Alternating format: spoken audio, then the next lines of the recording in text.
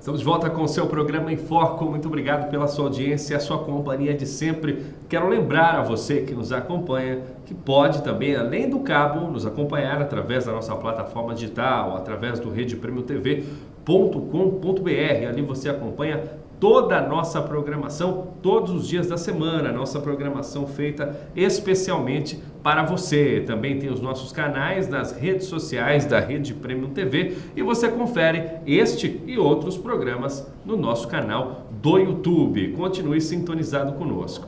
Hoje nós estamos conversando com o Dr. Marcos Tobias. Ele é urologista e também está falando sobre os avanços da medicina em termos de cirurgia robótica. Dr. Marcos é urologista formado em medicina pela Santa Casa, também com conhecimentos e pós-graduações e outros tipos de conhecimentos pelo Hospital das Clínicas da USP, Universidade de Miami e Universidade de Paris. Atualmente, Dr. Marcos é chefe de cirurgia robótica nos hospitais da Rede DOR e também palestra pelos países. É isso mesmo, Dr. Marcos? Sim, a atividade principal. Falou, né, a gente, como fazemos parte também de uma escola muito importante aqui no Brasil, que é o IRCAD, né, que está alocado em Barretos e no Rio de Janeiro, é a escola da França, então a gente circula muito, né, pela América Latina, pela Europa e pelos Estados Unidos também.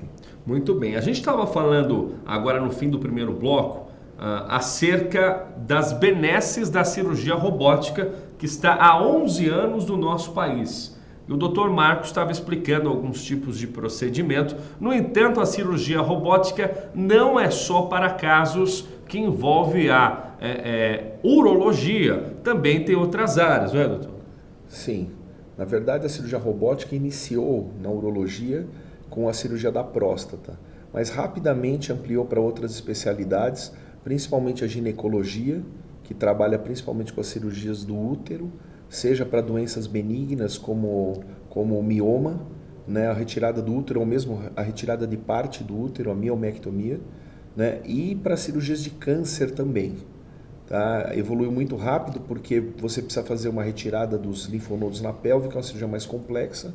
Então, rapidamente ganhou espaço dentro da cirurgia do câncer ginecológico. Ainda que haja alguma crítica mais recente no uso desse tipo de cirurgia, se ampliou muito. Além disso, cirurgia geral utiliza para cirurgia bariátrica e principalmente para cirurgias do reto baixo também, que são cirurgias muito difíceis, como a cirurgia de próstata, numa área muito profunda da pelve, né? Mas praticamente quase todas as cirurgias já foram realizadas por via robótica. O indivíduo que tem experiência realiza muito bem essas cirurgias, inclusive complicadas de esôfago, pâncreas e outros órgãos. Né? Na urologia a gente faz a nefrectomia parcial, que é a retirada de tumores do rim, né? Por via robótica, cirurgias da suprarrenal, né? Cirurgias do câncer da bexiga, que são as mais complexas dentro da urologia, com reconstrução de bexiga, tudo dentro do corpo, por via intracorpórea. Então isso tudo evoluiu muito nesses anos, a cirurgia robótica em várias especialidades. Fantástico. Atualmente, a dificuldade da gente encontrar locais que trabalhem com a cirurgia robótica no país é por conta de questões financeiras ou de iniciativa privada das empresas que trabalham com medicina? Na verdade, essas novas tecnologias, elas sempre iniciam na medicina privada. Isso é clássico na medicina do Brasil, né? Depois que a medicina privada permite que isso seja estabelecido como nova tecnologia, isso é aceito pela ANS, que é a Agência Nacional de Saúde, que regulamenta essa nova tecnologia. E aí é obrigado a ter no SUS. Tá? Hoje a gente tem centros no SUS, mas centros mais ligados à pesquisa, né? Como o ICESP em São Paulo, Barretos, no interior de São Paulo, o Erasto Gaster em Curitiba, o Hospital das Clínicas em Porto Alegre. Existem centros do SUS, mas ainda bastante restrita essa tecnologia e em protocolos de estudo, né, que vão bancar isso, porque o custo ainda é bastante elevado. Na medicina privada houve uma coisa interessante. Iniciou em 2 hospitais aqui em São Paulo, um terceiro rapidamente já comprou por concorrência, e hoje a gente tem mais de 30 sistemas robóticos na cidade de São Paulo, em vários setores, em vários convênios, atendendo inclusive indivíduos com convênio, com uma pequena diferença que ele paga pelo uso da tecnologia.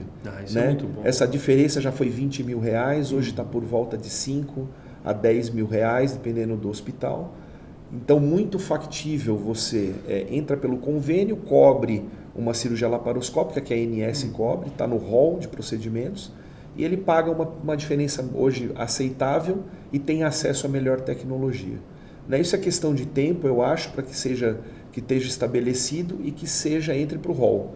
A hora que entrar para o rol, todos os convênios têm que permitir, tem que ter no SUS, aí vai haver um movimento mais rápido. O problema é que existe ainda uma empresa única que monopoliza. Estão quebrando as patentes e vai haver concorrência.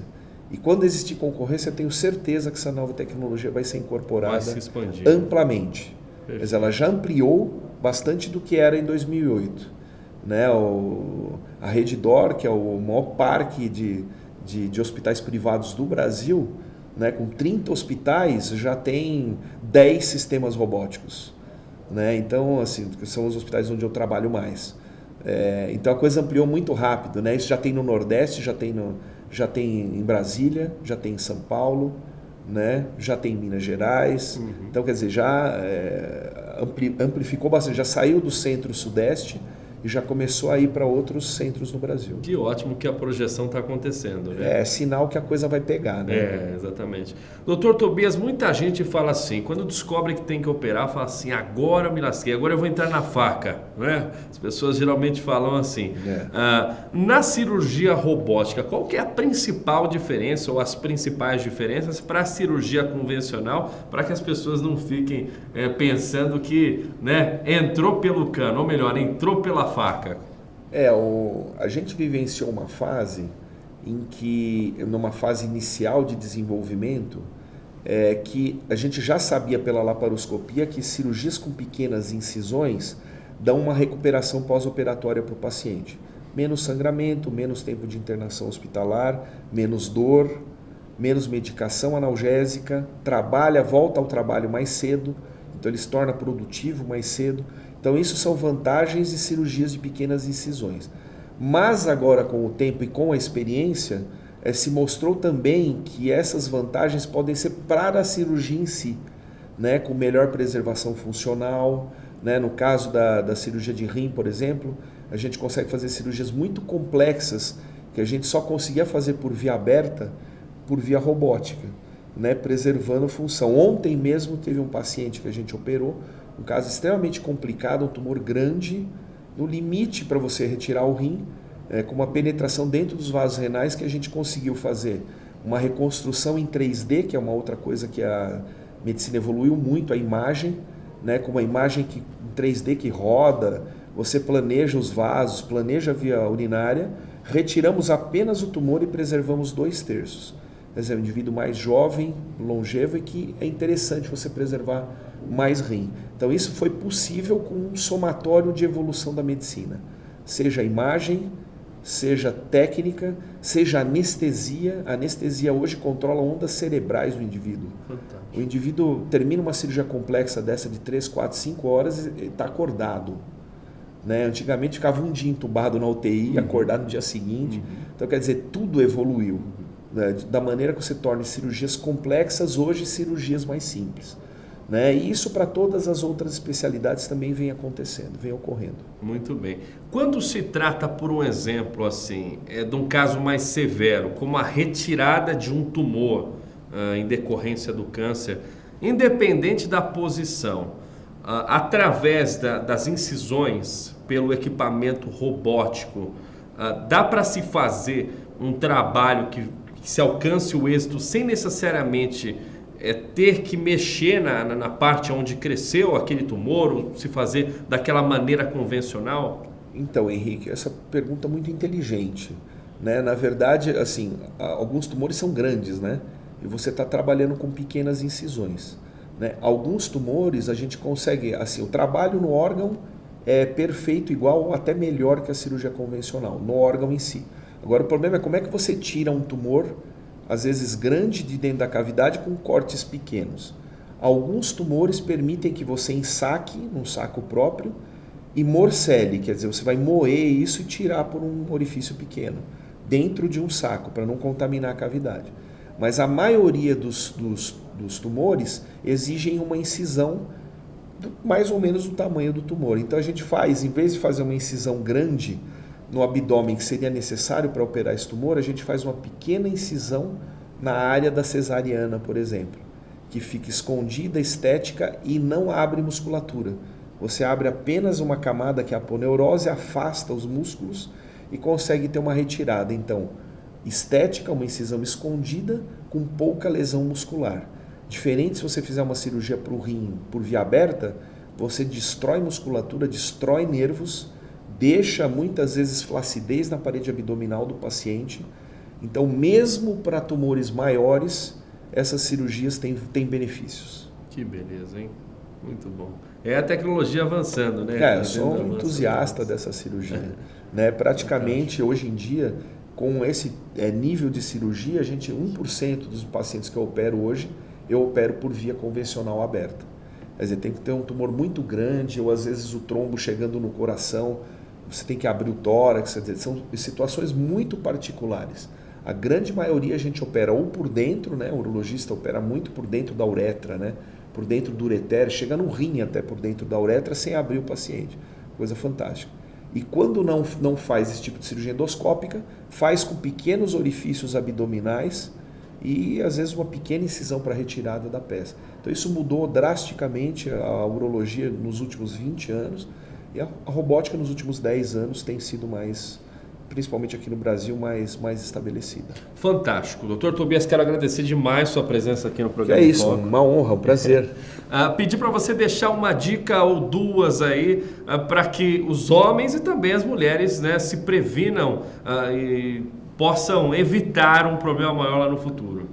Na verdade, assim, a gente tem algumas recomendações tanto da Sociedade Brasileira de Urologia quanto da Organização Mundial da Saúde do que seria o ideal para a saúde do homem, né? Então tem algumas dicas, né? A primeira dica é fazer exames de check-up periódicos, né? Estar acompanhando com o médico periodicamente a partir dos 40 anos de idade, né? Outra coisa é fazer atividade física regular, tá? Ter uma regularidade de atividade física. Isso é bom que seja acompanhado por médico ou por um profissional de educação física para que seja bem realizado. Né? Outra coisa é cuidar da sua saúde espiritual, né? Para evitar problemas mentais, né? Que são muito graves e incapacitam a pessoa.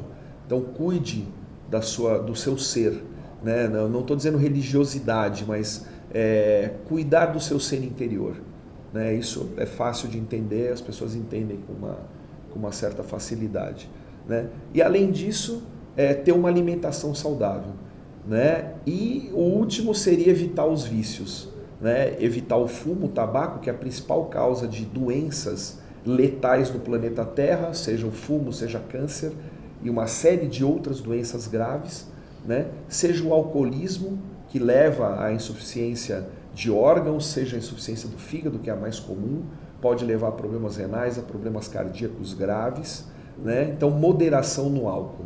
Eu acho que essas seriam as dicas básicas que eu deixaria para a saúde do homem, e porque o Brasil precisa de homens com saúde, o Brasil que a gente quer, o Brasil com homem saudável. Muito bem, doutor Tobias, muito obrigado mais uma vez. Viu? É isso, eu que agradeço a oportunidade. Obrigado. Uma verdadeira aula que tivemos aqui no nosso programa hoje, doutor Tobias trazendo dicas, também explicando como funciona a cirurgia robótica, este grande avanço para a tecnologia também para a nossa saúde. Um forte abraço para você e a gente se encontra amanhã. Até lá!